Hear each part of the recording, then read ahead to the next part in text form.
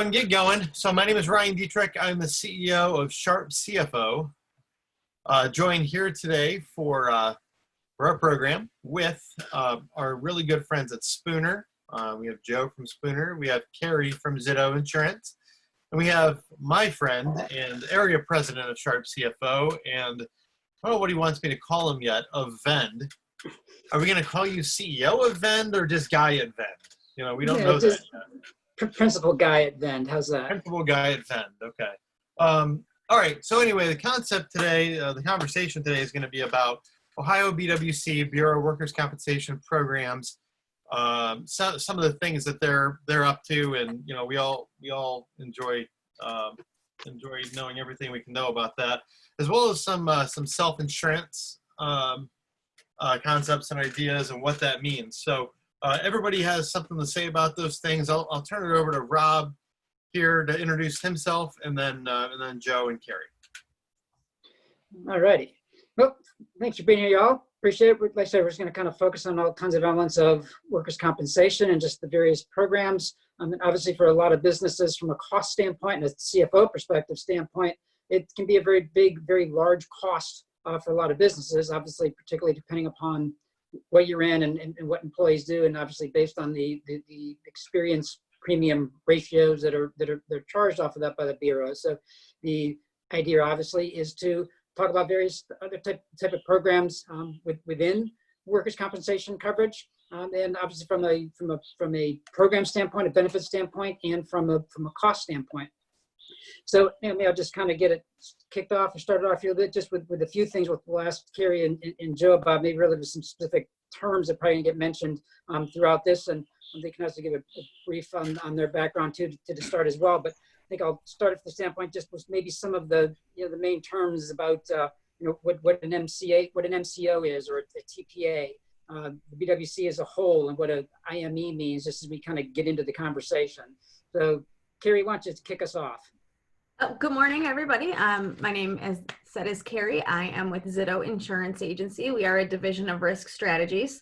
I have been with the company since 1999, and since 2003, I have been working with employers to help them navigate the maze that is the Ohio Bureau of Workers' Compensation.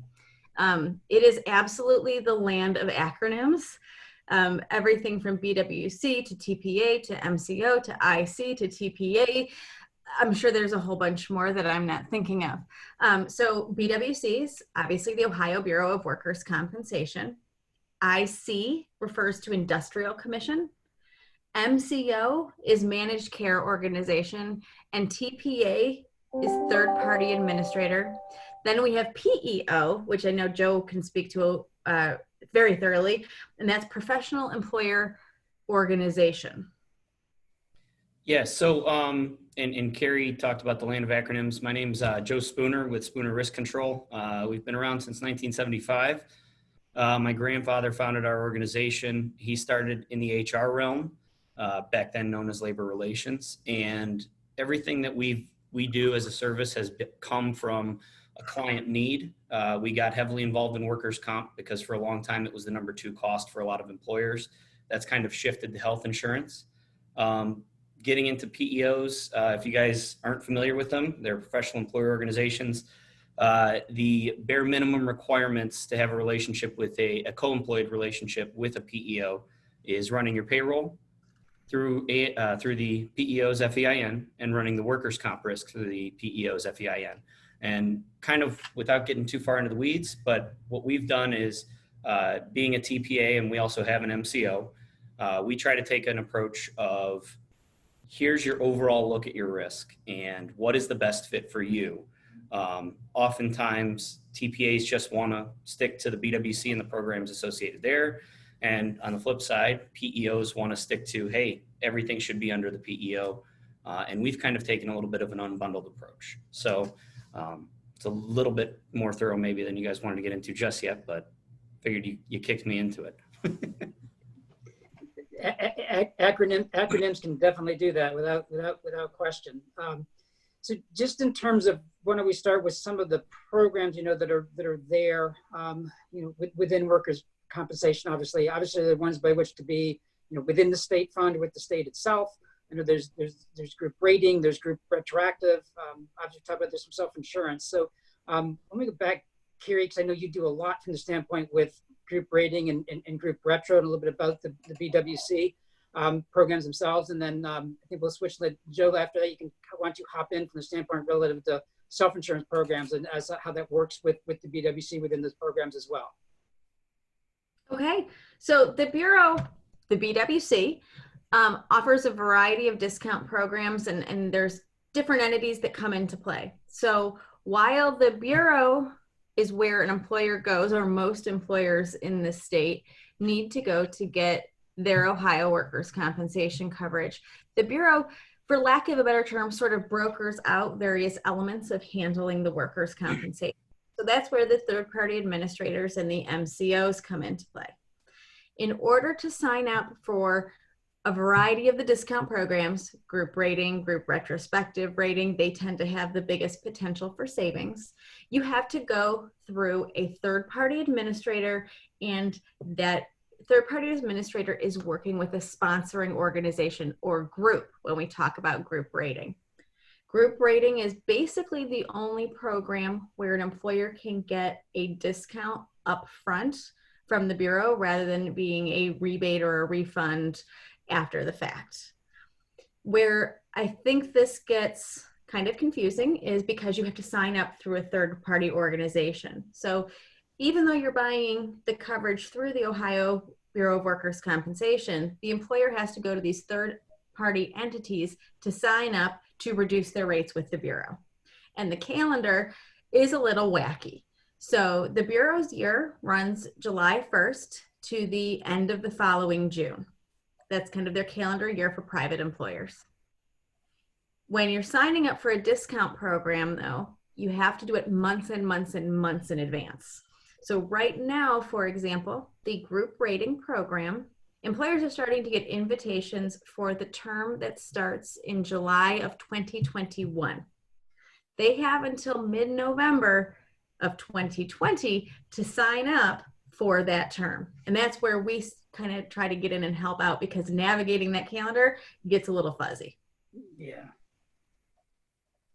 Yeah, and so, kind of diving into the self-insured end of things, our PEO actually became self-insured last year. So this is a process that's pretty fresh and new to us. There used to be, there's several requirements to the state that you have to meet. One of them used to be that you have to have at least 500 employees.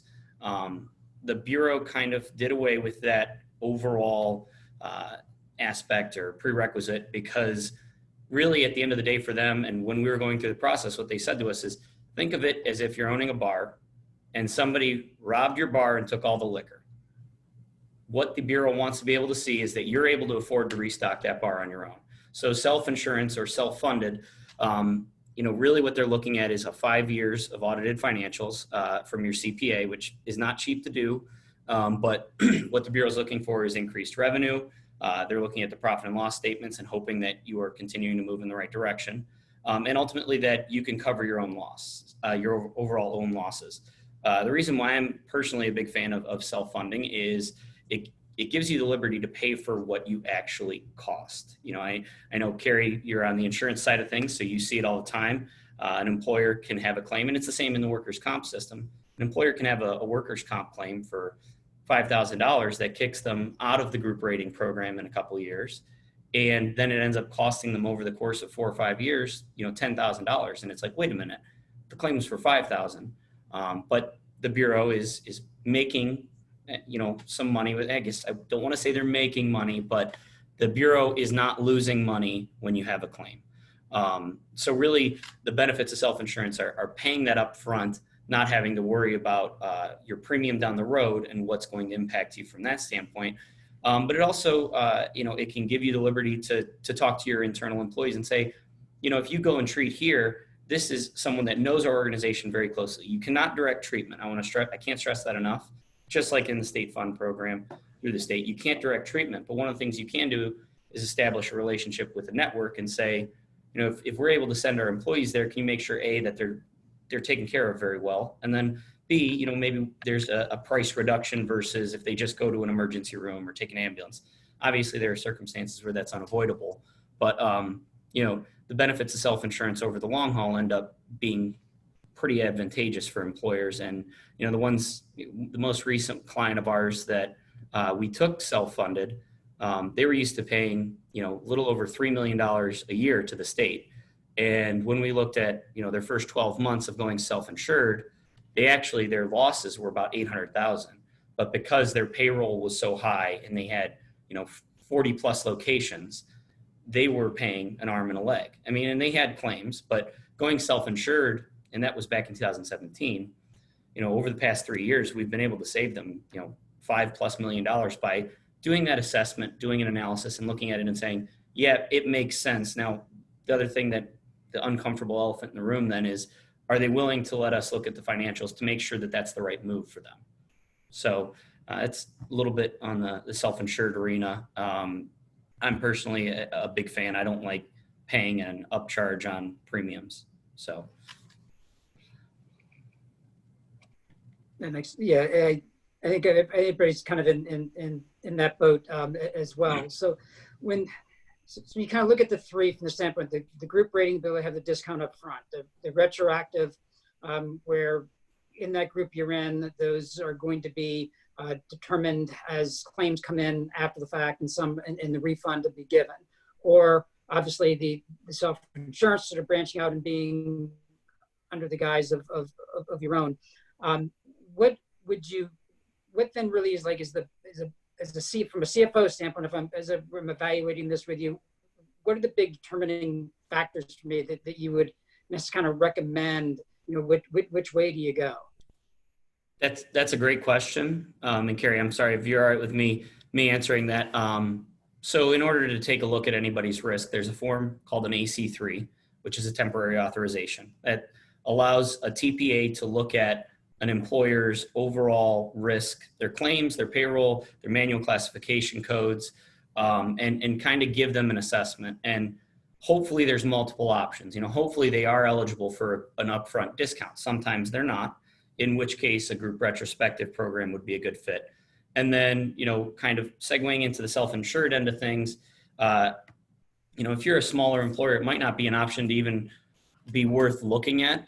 But I would tell you that that's where kind of the PEO world comes into play. And with us being a self-funded, self-insured PEO, our PEO Surety HR is able to look at a company's experience and say, you're paying the state $100,000. We can actually charge you less than that because the PEO replaces the state as the carrier. So payroll, claims, manual class codes, and really the size of the employer. But there's other determining factors from a PEO standpoint where you have to get ownership buy-in because it's a much, much bigger decision than just a year-to-year program. And I know, Carrie, you've been running group and group retro programs for years through Zitto. Did I miss anything that you felt should have been hit on there? The only thing that really comes to mind is, well, I guess there's two things. The first one is risk comfortability. With group retrospective rating, there is the potential for an assessment. Hopefully it's really a well underwritten group and there's not any major crises at any organization, but there is some exposure. The other piece to group retrospective rating where we see employers really have challenges is comfortability from an accounting perspective and the timing that goes with it.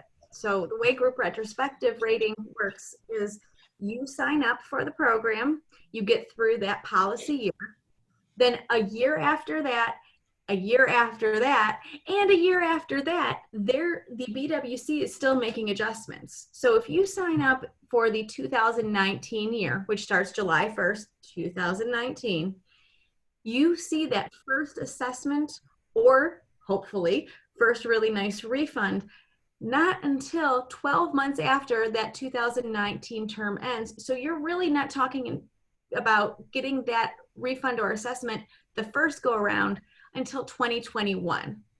So sometimes employers, really struggle with that timeline being a 4-year stretch.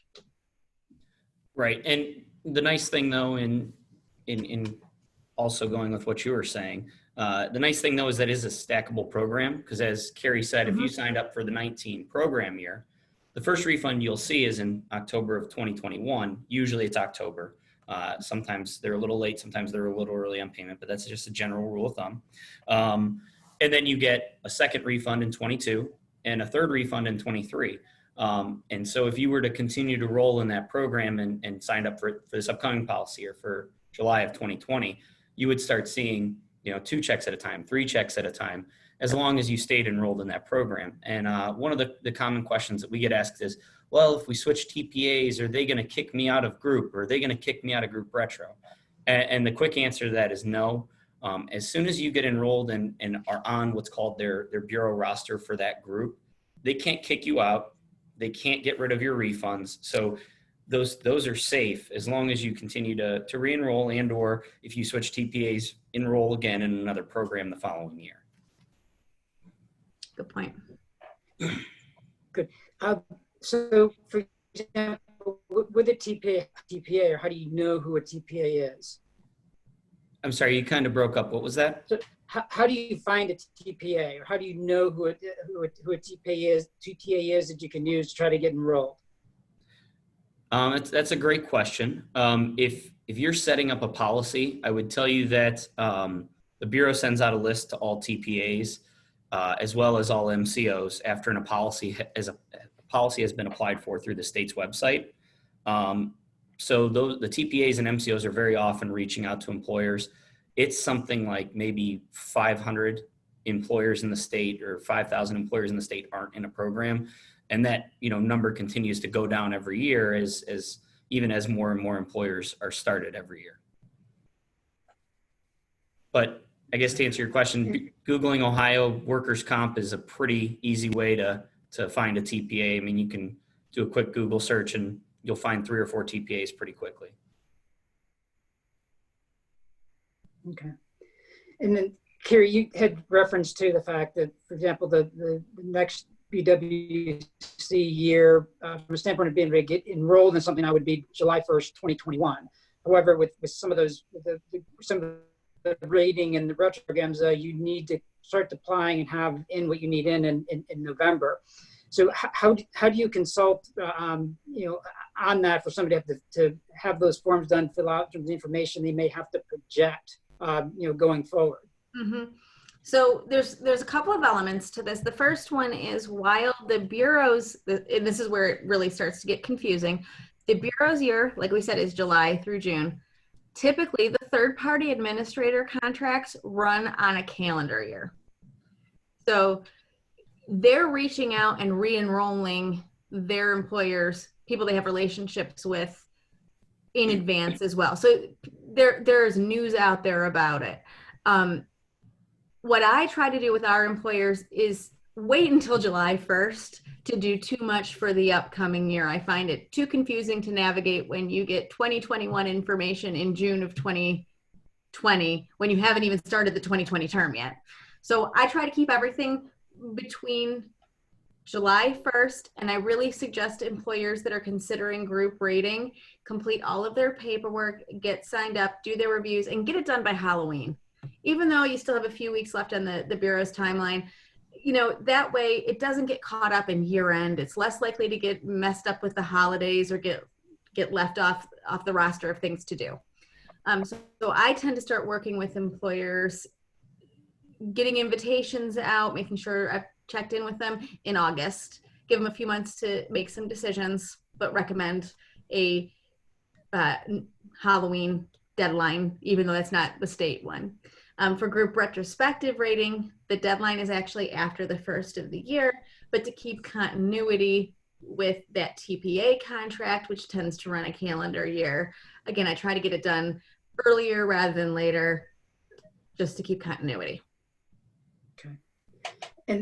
But then once you're in a program like that, though, it is locked, at least within that BWC that you're in it for, correct? Or can it be adjusted within that year? So once, and Joe probably can provide more details on this, once you sign up, so let's say you're signing up for group rating for 2021, you get it in by Halloween, get your paperwork submitted. The Bureau actually has several months then to review all of the applications and make sure that everybody who's qualifying, or excuse me, who's enrolling qualifies for the program and continues to qualify for the program. So if there's late payment issues or something else out there that triggers an employer for no longer qualifying, they have that time period to review. And- There are a few variables that can make a difference in how you're looking at your situation too. For example, if you acquire another company, if you're acquired by another company, if you're making major shifts in your payroll, all of those things can kind of alter your expectations. And those are all great points. The only thing I would say that to add to that is, then maybe there's a situation with an employer where they got a quote in June or July. They signed up for that program off of the June or July quote. And there are still snapshots being taken before the following policy year. And actually, the last snapshot that the Bureau takes of your policy before July 1 start, the last snapshot they take is September 30th of the prior year to make sure that, okay, this person does fit within this group or group retro program. And Carrie's exactly right. If there are lapsed payments or anything along those lines, those can stop an employer from being in there. And then if those things exist, it's the TPA's job to take adjudication hearings on behalf of the employer and go through an appeal process to try and make sure that they are still on the roster and still get to take advantage of the discount program. And those can be tricky from time to time. But the other thing too to take into consideration is there's a thing called the governor's one-time forgiveness. So if you have a lapse that's greater than 40 days, the Bureau will allow you to have that as a one-time get out of jail free card. The trapeze sort of balancing act that we have to do on our end is it worth it for you to use this one-time forgiveness on this, or is it better to bite the bullet now and save this for something that's really going to impact you in a negative way? But other than that, Carrie, yeah, you hit the nail on the head. One other thing that comes to mind too is the importance of the true up. So if an employer does not complete their Ohio BWC true up in the allocated time frame, that can really cause challenges in getting qualification for discount programs, or when the state does a rebate, or the billion back we've all heard about. If an employer hasn't completed their true up, then they may not get that discount. They may not get that rebate or refund. So the Bureau really needs you to do that, just so you can take advantage of it. What's a true up? So it's August 15th. What the Bureau does when they're writing your policy, they're writing your actual policy premium, they look at essentially 2 years in the rear almost from a calendar year standpoint as to how to project for your premium. And what they do is on August 15th, after the policy year has started, they verify for the last policy year that your payroll was accurate. So I always tell employers to try and overestimate because, I guess it depends on your financial situation, but you don't want to get balance billed. It also goes on a philosophical end of things. If you like paying too much in taxes and getting a big tax refund, it's kind of the same sort of thing. Really just depends on what fits your business. And overestimating payroll can help you eventually maybe get a credit down the road, or if you underestimate it, you could get balance billed and then it would show up on that following invoice. Okay, so in other words, it's report how many employees I have, what my payroll amount is. That's a Bureau, right? And also within the manual classification codes, so they're essentially their job descriptions, and that's how you get billed for premium. So yeah, they ask you to allocate the payroll based on those manual class codes. Sure. Okay. I understand. Now they did implement or allow true up deferrals a little bit throughout the pandemic and the shutdown, correct? So yes and no. So I know Carrie's nodding and smiling because she knows I'm going to go down a rabbit hole. We were talking on Monday. The Bureau, when the pandemic came out, they were allowing employers to defer premium payments for March, or either April, May, and June. And then they approved that $1.6 billion back, which was equal to 100% of 2018's premium. When they divvied back those checks, if you deferred payments, your check was less what those payments were. So they said that they allowed deferrals, but they kind of didn't. They are now going to be doing it, I guess, I think they changed it to June, July, and August, or July, August, and September. But the next 3 months they're allowing deferrals. My recommendation is if you can pay them, because they're going to bill you for it at some point. And unless you're absolutely struggling and on the verge of bankruptcy, it just doesn't make sense to defer it. Well, and the lesson being to that is what Carrie talked about earlier too, from the standpoint when you have to then get your forms in and get and start filing for the beginning the 2021 year, you probably should make sure you better have those deferrals paid if you took them, I would have to say or imagine. So, and we haven't seen how it's going to play out, but I would say that that's sound advice. One thing, and I've learned in dealing with the Bureau over the years, and I try to put a caveat in with anytime I talk to a client about it, and I say, this is what the Bureau is saying today. Doesn't mean it's what the Bureau will say 3 months from now. Just go with it. This is what it is right now. Especially we've seen that with the pandemic and the changes that Joe's referring to, and various deadlines. For example, MCO open enrollment, where an employer had the opportunity to change their managed care organization. The normal is every other year for about 4 weeks in May, there's an open enrollment period. That's normally what it normally would have been this May. Because of the pandemic, it got pushed back and it's tentatively scheduled for next year in an odd number year. But what that means for 2022, 2023, we still don't know yet. And that was a curveball for us because our sister company is a managed care organization. It's the 1 month every 2 years where they are allowed to actively market and get new business. And, tentatively, Carrie, you're correct. The Bureau is saying May of 2021. Hopefully things are cleared up by then. I believe the plan is that they're going to then continue it on a biennial basis where it'll be May of 2023. But their Bureau is also in contract negotiations this year with MCOs. Managed care organizations are a vendor to the state, so employers don't pay managed care organizations. Managed care organizations get paid based on their activity of the policies that they manage. And the Bureau is in contract negotiations with them this year. At the end of the year, that contract is up. So, the open enrollment could potentially change, but from a tentative standpoint, it's May of 21. Okay. Since we went there, relative to the refunds, and particularly since the 1.6 billion is basically everything they collected in 2018. I mean, obviously it shows that the Bureau has done very well from an investment standpoint, which wasn't the case, say, 10, 15 years ago. But do you think there'll be like some complacency relative to looking at a lot of these other programs and ways by which you can save, because it's going to become almost expected or almost believed that the Bureau itself is going to give back big portions or big refunds or big buybacks on their own? So the Bureau did that 1.6 billion refund.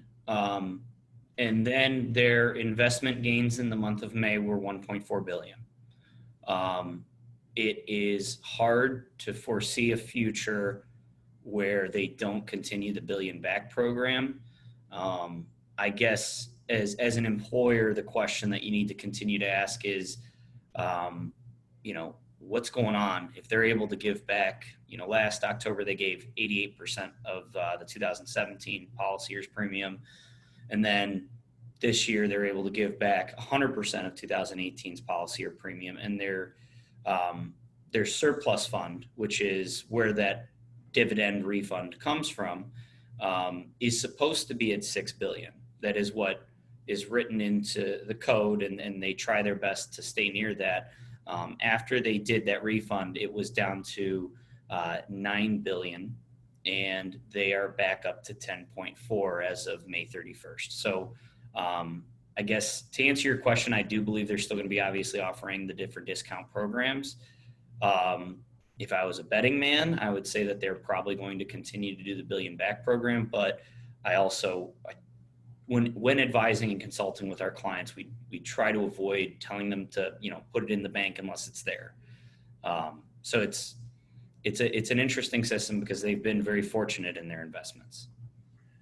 from my perspective, I would also say from a kind of a risk management way of looking at things, even if you're hopeful and really optimistic that you're going to get $1 billion back, one of the advantages to these discount programs, group rating and retrospective, and even employers who are not in either program that take advantage of hiring a third-party administrator, even if you're not signing up for the group rating program solely to get the discount because you think there's going to be $1 billion back, there's still really good advantages of signing up because of the third-party administrative services, because they do things like claims management and hearing representation and payroll auditing, education, safety consultation. There's a whole variety of things that they do. So even if an employer comes to me and says, the Bureau is going to give me money back, I'm not sweating it now, why am I signing up? I would still advise them, there's really some perks to getting involved beyond the discount with a group rating or group retrospective rating, or contracting with a third-party administrator if you don't qualify, so that, well, one, if that money doesn't come back in $1 billion back program, you still are in the discount program. But two, if God forbid a loss does occur, you have the right people on your side to help you out. And to piggyback off that, I'm obviously biased, but I 100% agree with you, Carrie. I would also say, hitting on the claims management end of things, if and when a claim does occur in your office, you should be hearing from both your managed care organization as well as your third-party administrator.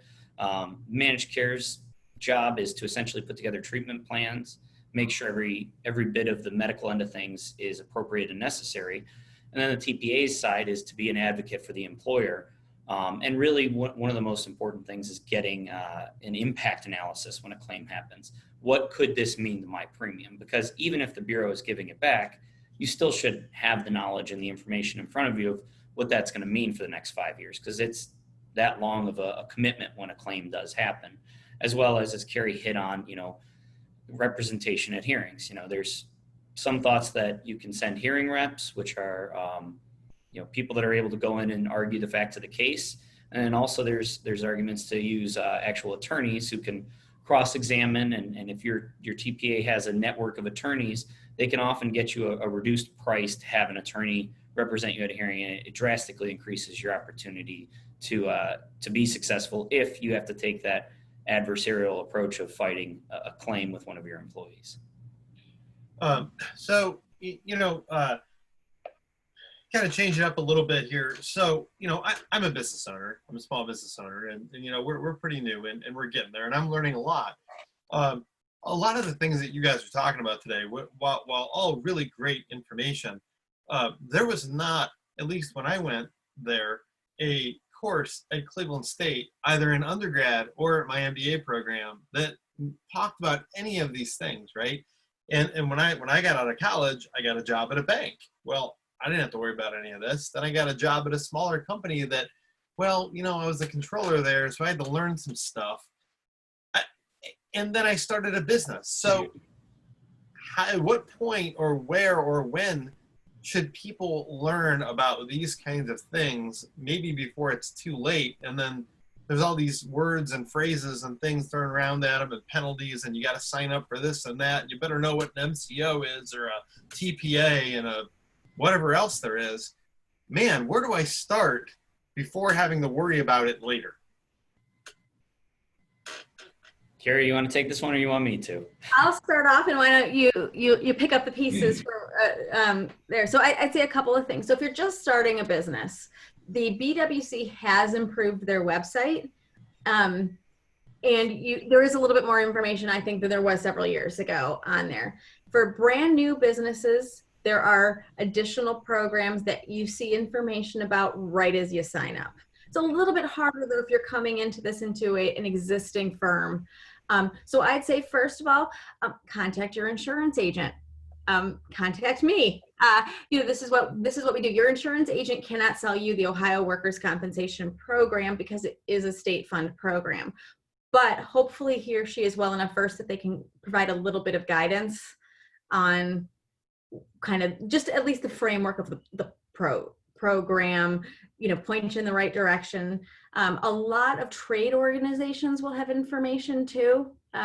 So if you're involved in a trade organization, they may be partnered as a sponsoring group and work with a third-party administrator like Mr. Spooner. So I'd say start with those places. And Joe, your input? I 100% agree. I mean, hopefully business owners know that they need to get insurance when they start off, and an insurance agency is a great place to start. You'd be surprised, man. I'm sure, but so I mean, hopefully then if they don't have that, they have an attorney or they have a CPA or they have some sort of valued consultant that they can go to and at least get the process started. There's plenty of us out here that can help from that standpoint. That's actually how Carrie and I got linked up and connected, was that I met one of her colleagues at a networking event, and I found out what they were doing from a comp end of things and a safety consulting end of things, and the rest was history. But it is tough because the number of times, one of my roles in the organization at one point was working with payroll processors, and they would refer business to us as a value add-on.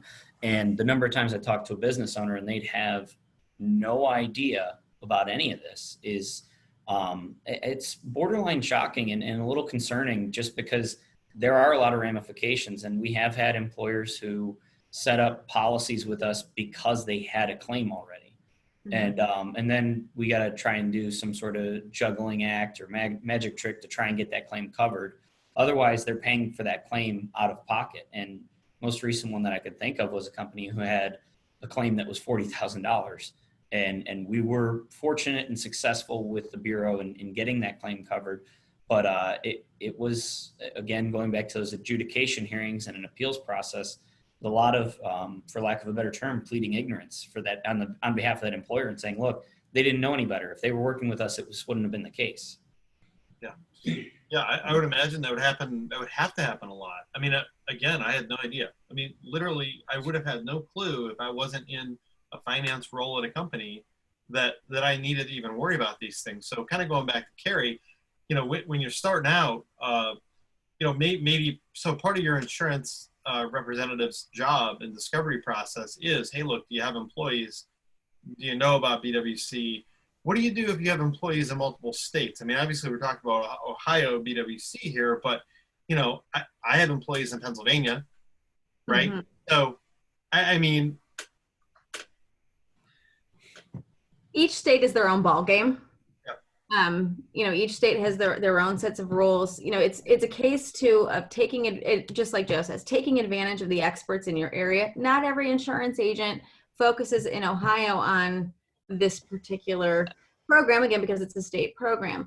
Most agents are writing in multiple states for different states' workers' compensation. The state does have a program that it has been rolled out in the last few years for cases where an employer might be temporarily working in a state, for example.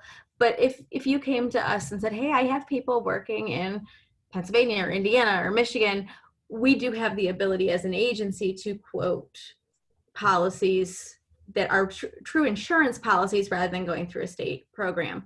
It does get, in my view, a little bit sticky though, because each state really does have their own rules and their own requirements, and who will acknowledge the Ohio program, for example.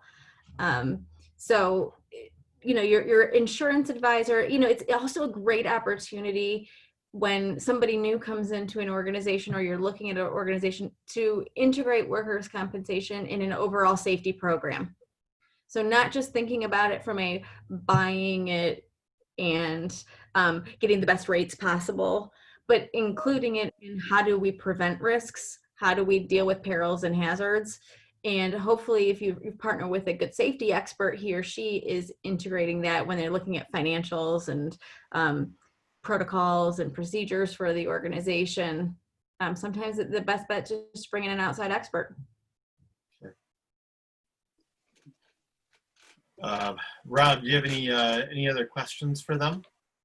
No, I was just going to throw back, maybe switch back a little bit to when we got on the risk management a little bit. You hit on too a bit, Ryan.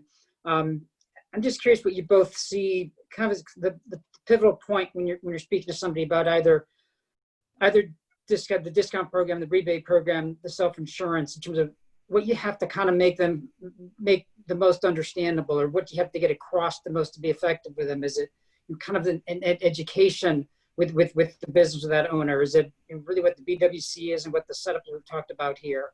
Are there kind of examples you got to use from the standpoint of data, particularly within them, and the cost savings, or even some elements of the control if you're under those? So I imagine Joe and I see two different things.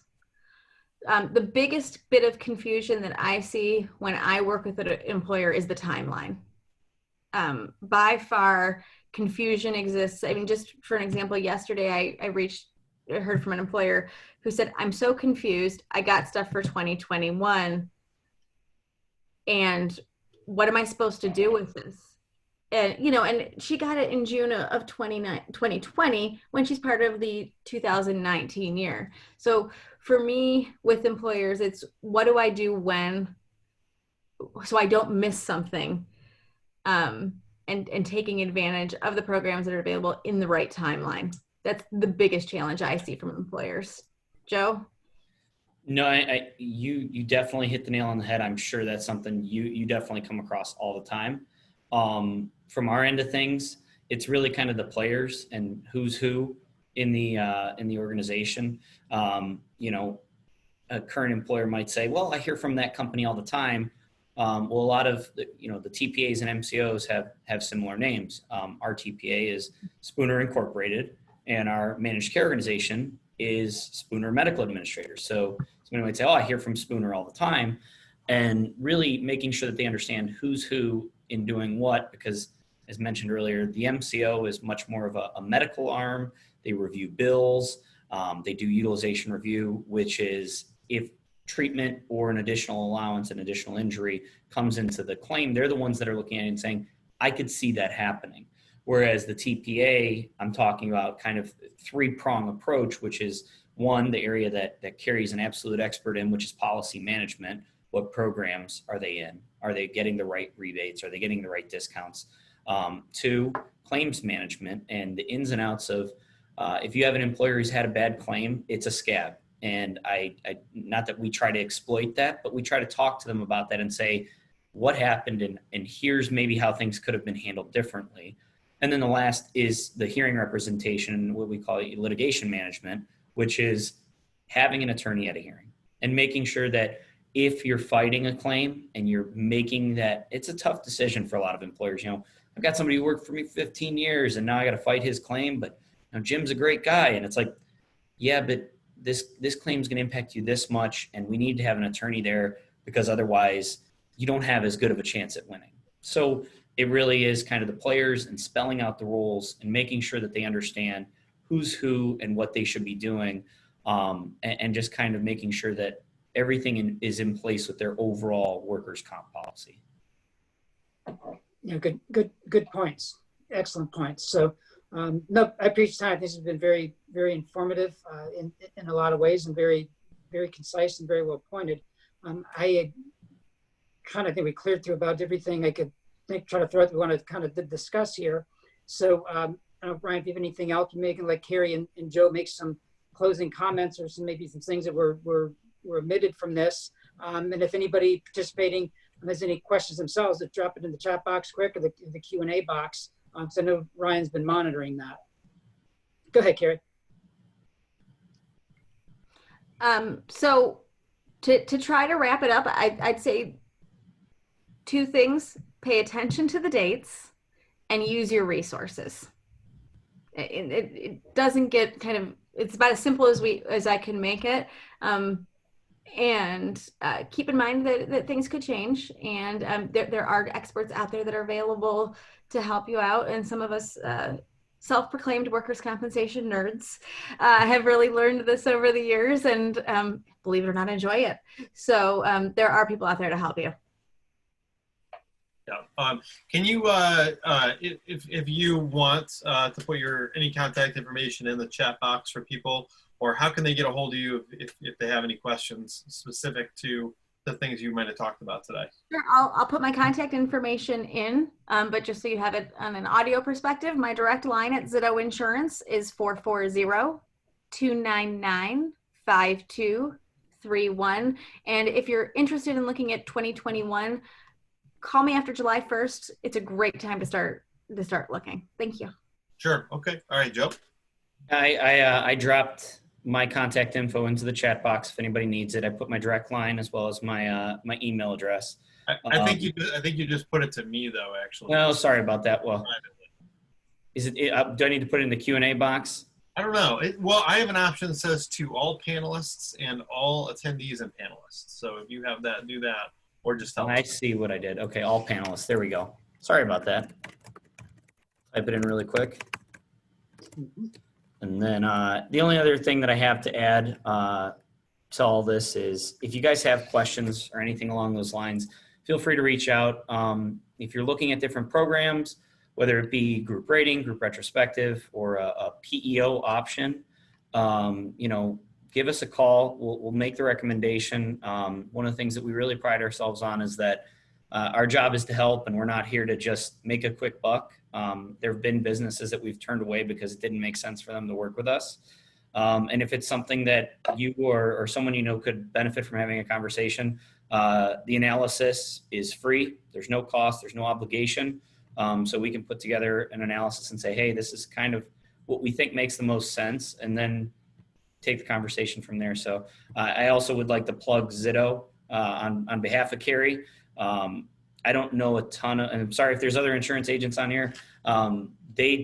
Carrie and her team do a phenomenal job of looking at that every year for, if not all, you know, north of 90% of their clients. You definitely need to have resources like that who are looking at the total risk package. So thank you guys for your time today.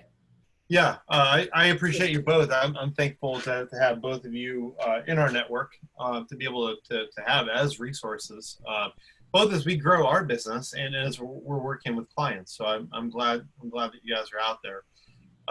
Yeah, I mean, that's about all I've got. I know we'll probably do a few more with you all about some topics later on that relate to all this. If anybody on here right now as an attendee missed anything in the beginning, we did talk about a lot. This will be posted on the SharpCFO YouTube channel, as well as we also have a channel on Vimeo. I'll post it on all of our social medias, and I'll also share it with Carrie and Joe as well to share. So, Rob, any closing remarks from you?